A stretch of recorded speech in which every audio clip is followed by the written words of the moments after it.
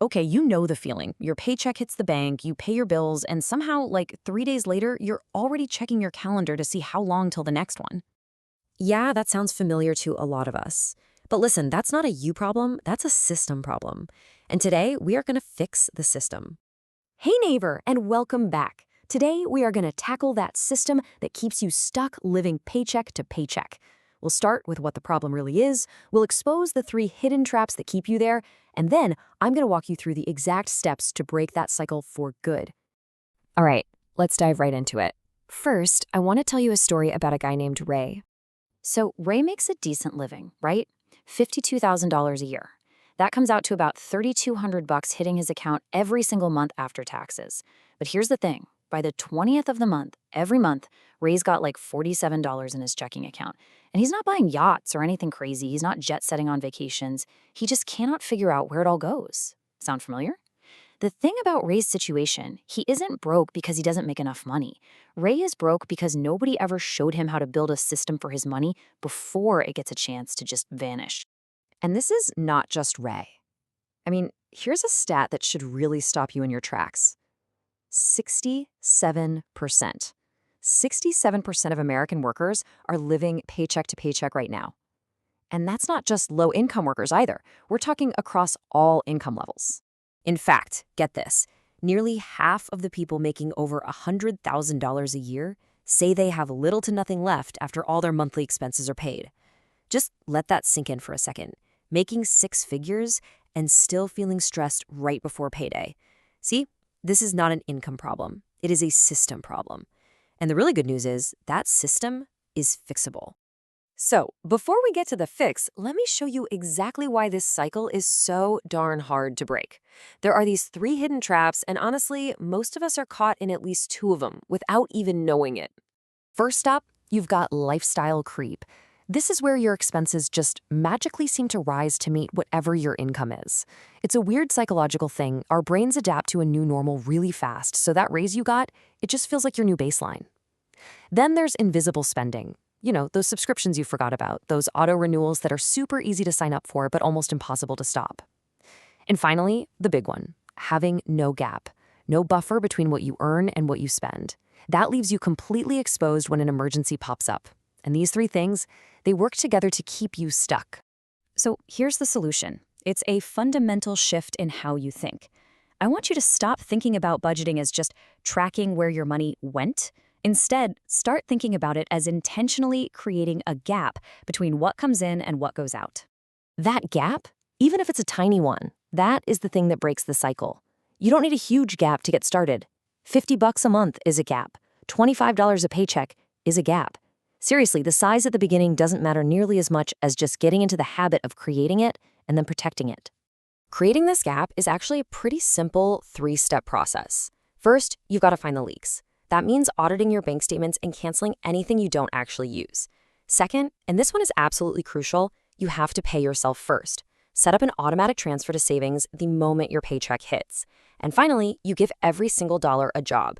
A really easy way to start is the 50-30-20 rule. Roughly 50% of your take-home pay goes to needs like housing and food, 30% for wants, and 20% towards savings and paying down debt.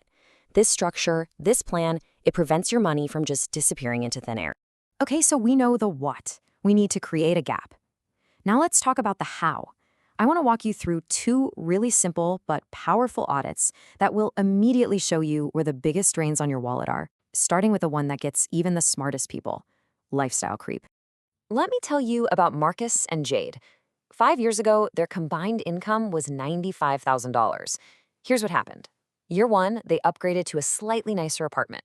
Pretty reasonable, right? Year 2, Marcus got a raise, so they both got new cars with new payments. Seemed manageable. Then came the nicer groceries, eating out more often, and eventually, a house. Well, now it's year 5. They are making more money than they ever have in their lives, and they are broker than ever.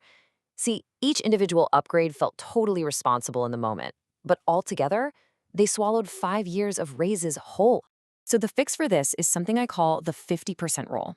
It's so simple. When you get a raise, no more than half of that new money goes towards your lifestyle.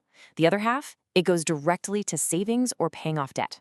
So if you get a $200 a month raise, great. You get to enjoy a $100 lifestyle boost. But that other $100 is building your future before you even have a chance to get used to it. All right, now for the second audit. And this is the one I really want you to do this week. Pull up your last 2 bank statements, and for every single recurring charge you see, I want you to ask 3 questions. 1, do I even know what this is? 2, have I actually used this in the last 30 days? And 3, be honest, would I really miss it if it were gone? If the answer to any of those questions is no, cancel it tonight. A friend of mine, Sophia, she did this on a random Tuesday night. She found $187 a month in subscriptions she either completely forgot she had or just didn't use anymore. That's over $2,200 a year, just quietly leaking out of her account for absolutely nothing. She canceled 11 services in one evening. And you know what? Her very next paycheck felt noticeably bigger. Not because she made more money, but because she finally stopped losing it.